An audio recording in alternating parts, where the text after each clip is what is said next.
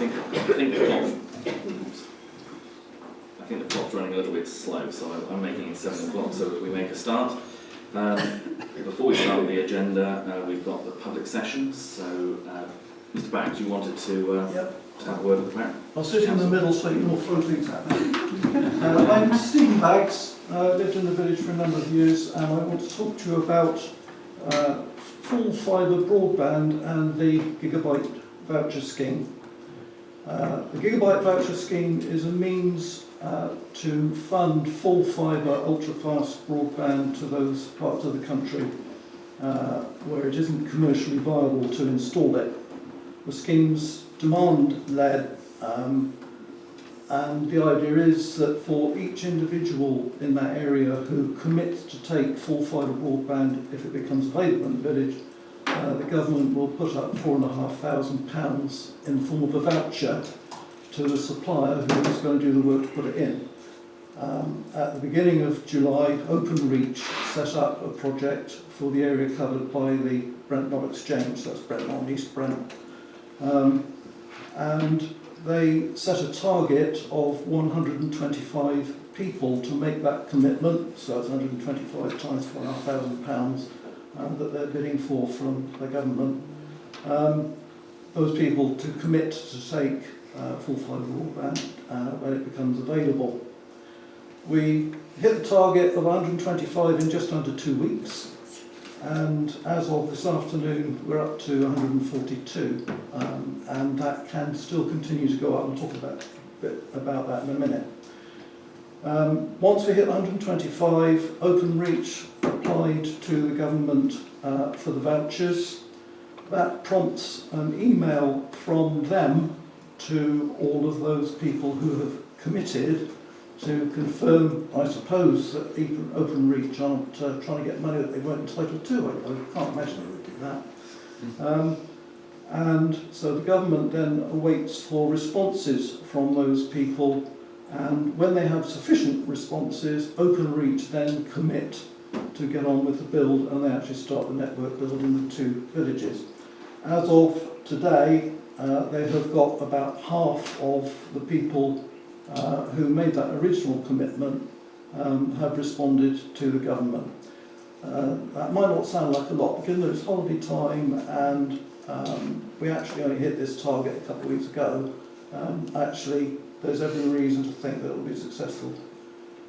But my reason for coming along here today is to say that if actually not enough people respond to that email from the government, then the project will not go ahead because Openreach then won't receive sufficient money and it just won't be viable for them.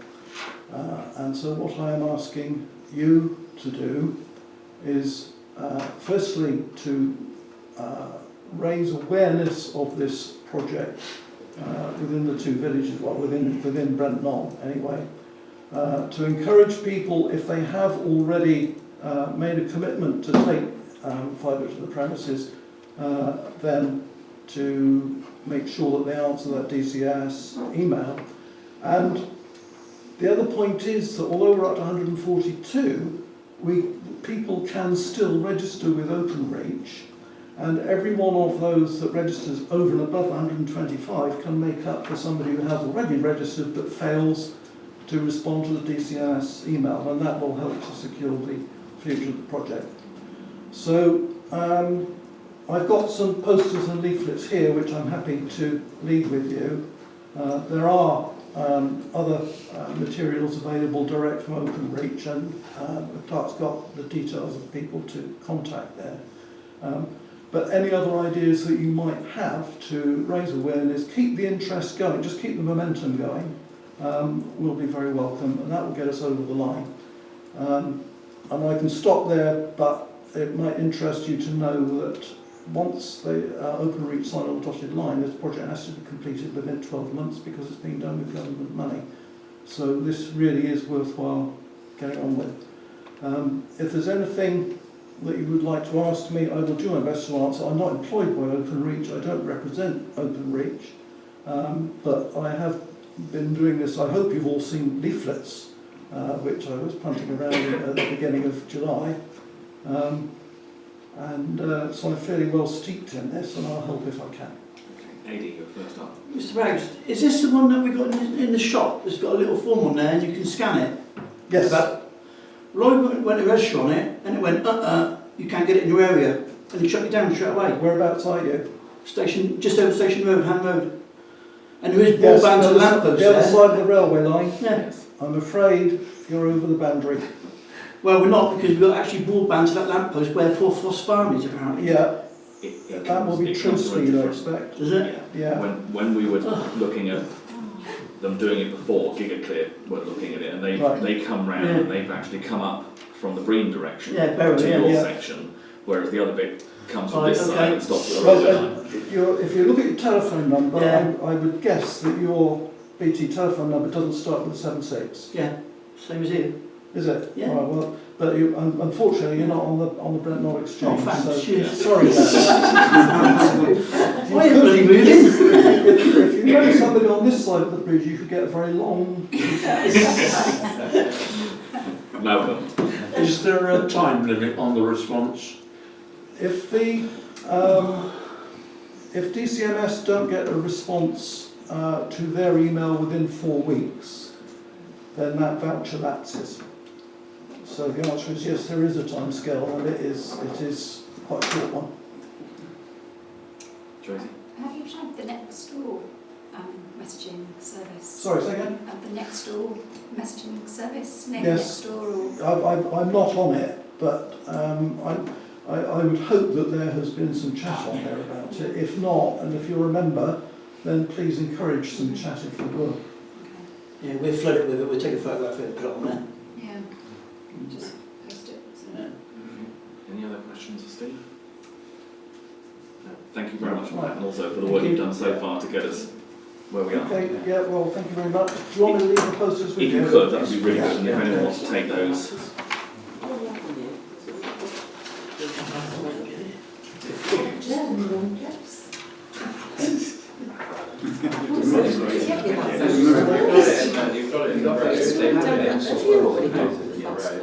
The ones I pushed in the door. Yeah. Yes, I've got a few of those. I thought we had, which is why I messaged, because I thought we had, I thought Marcus would. I think a lot of the time is to the exchange, but not to your door. And this is to get it to the door. Oh, okay, then. That's why it's I've also got these. Yeah, so we pay for £5.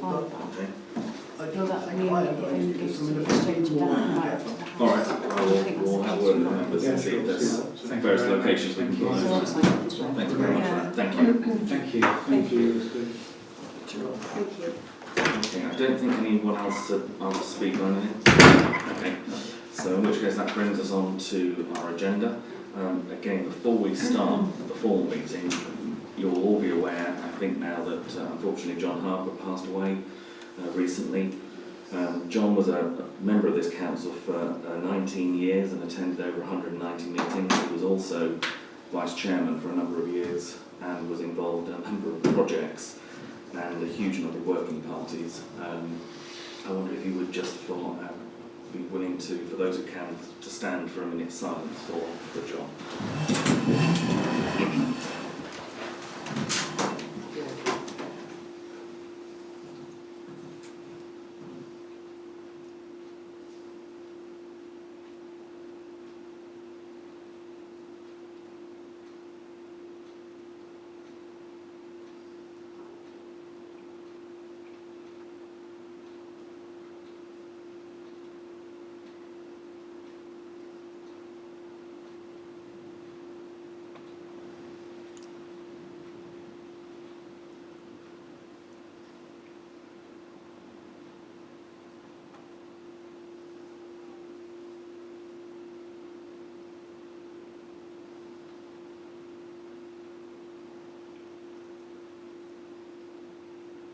Thank you all very much. Thank you.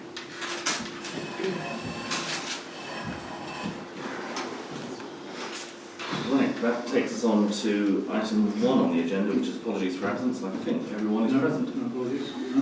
So, and item 2 is declarations of interest. Are there any declarations from members? Colin? Sure. Yes. Tracy? John. John? Okay. And again, for myself, it would be the dispensation for the shop and the involvement with the parish hall and the Somerset Council. Okay, so that takes on to item 3, which is approve the minutes of the last meeting. We take these individually. So the first one was the 5th of July. Councillor Kingscote, you've mentioned an issue relating to Councillor Bougard's resignation.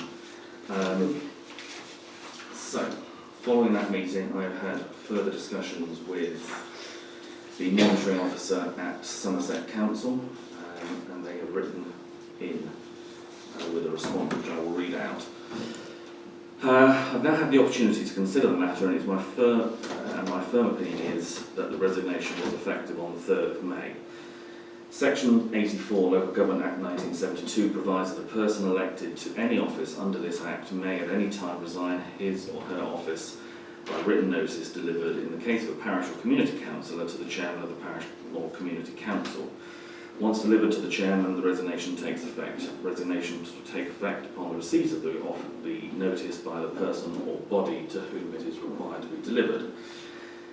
There is therefore no requirement for resignation to be reported to a meeting in order for it to take effect. That said, whilst in this case it does not appear that the resignation was made to the chairman, it was clearly delivered to the chairman when the clerk read it out at the annual meeting on the 3rd of May. I do not accept that the meeting was invalid due to the chairman's failure to sign the Declaration of Acceptance of Office. Section 83, Local Government Act 1972 provides, quote, a person elected to the office of chairman of a parish or community council or parish community councillor shall, A, in the case of the chairman, at meetings at which he is elected, in the case of a councillor before the first meeting of the parish or community council after his election, or in either case if the council at that meeting so permit before or at a later meeting fixed by the council. In the presence of a member of the council or the proper officer of the council, and delivered to the council a declaration of acceptance of office in a form prescribed by an order made by the Secretary of State, and if he fails to do so, his office shall thereupon become vacant. So, the chairman had until the end of the meeting to sign the declaration of acceptance of office. In my view, the fact that he didn't do so does not invalidate the meeting of the 3rd of May, but simply means that at the end of that meeting, a vacancy in the office of chairman arose. In effect, because the declaration of acceptance of office was not signed at the meeting, the chairman was only chair for that meeting, and a vacancy arose at the end of that meeting. Hence my previous advice that the election of chairman needed to be rerun at the next meeting and declaration signed. For these reasons, Bob, my view is that the resignation was effective from the 3rd of May 2023 when delivered to the chairman, rather than at the meeting of the 21st of June, which was the first meeting at which the declaration of acceptance of office was signed by the chairman, and the notice of vacancy is therefore correct. So that is the response we've had from the Somerset Council legal officer. He has also run that past the monitoring officer of Somerset Council, and he is of the same opinion. And we've also had an expression of opinion from